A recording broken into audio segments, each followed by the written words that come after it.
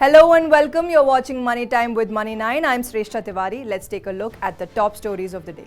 Starting today's segment with airfares, oil marketing companies have raised aviation fuel prices by 19,000 rupees per kiloliter, and in a swift response, Spicejet has decided to raise airfares by 10 to 15%. Ajay Singh, chairman and managing director of the airline, has said that flight tickets are set to become costlier by 10 to 15%, and it is likely that other airlines may also do the same.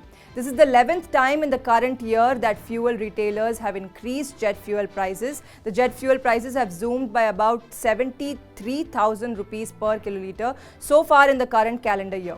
Domestic jet fuel prices are dependent on global energy prices. Global oil prices continue to trade above $100 per barrel. Brent, the world's largest and most used benchmark, on Thursday was trading at US dollars 119.16 per barrel, and the highest in almost a decade. Over to bank FDs, three largest private sector banks in the country are the latest to join the bandwagon of hiking fixed deposit interest rates. These include the HDFC Bank, ICICI Bank and the Axis Bank. After the latest rate hike, HDFC Bank and Axis Bank are giving interest rates in the range of 2.50% to 5.75% on FDs of different tenures, while ICICI Bank is giving interest in the range of 2.75% to 5.70% on fixed deposits. ICICI Bank has also said that a special FD for senior citizens offering an exclusive additional interest rate of 0.25% per annum on FDs above 5 years tenure, and they can get an interest rate of 6.50% on FD of period of 5 years 1 day to 10 years with HDFC Bank and Axis Bank. And staying with banks, India's largest lender, State Bank of India, has increased interest rates on recurring deposits. RD account can now be opened for a period that ranges between 12 months and 10 years. SBI's RD interest rates are same as FD interest rates. On Monday, the largest public sector had increased FD interest rates. The SBI has increased interest rates by up to 0.2% on FDs below 2 crore rupees. For FDs with a term of 211 days to less than a year, the public sector bank has increased the interest rate to 4.60%.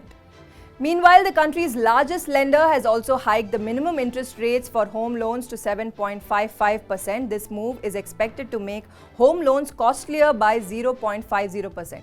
SBI's latest move follows a 50 basis points hike in repo rate to 4.90% by the Reserve Bank of India last week. In May as well, RBI had hiked repo rate by 40 basis points.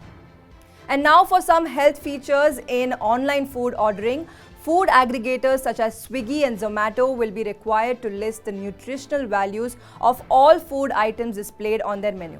Food Safety and Standards Authority of India has ordered them to display how much calorie a person is going to intake on food items ordered. It has also said that people should know what they are eating and that it will motivate them to eat healthy. The Apex Food Regulator has also said that it would cancel the license of food delivery apps if they did not do so. Over to some news on daily veggies. Tomato prices are on a rise and have increased by 44% in the national capital in the last month. According to the data on the website of the Department of Consumer Affairs, tomato is being sold at an average rate of 46 rupees per kg in Delhi, while just 1 month ago the average price of tomato was 32 rupees per kg. Although according to PTI, tomato is being sold in mother dairy stores in the national capital at the rate of 62 rupees per kg.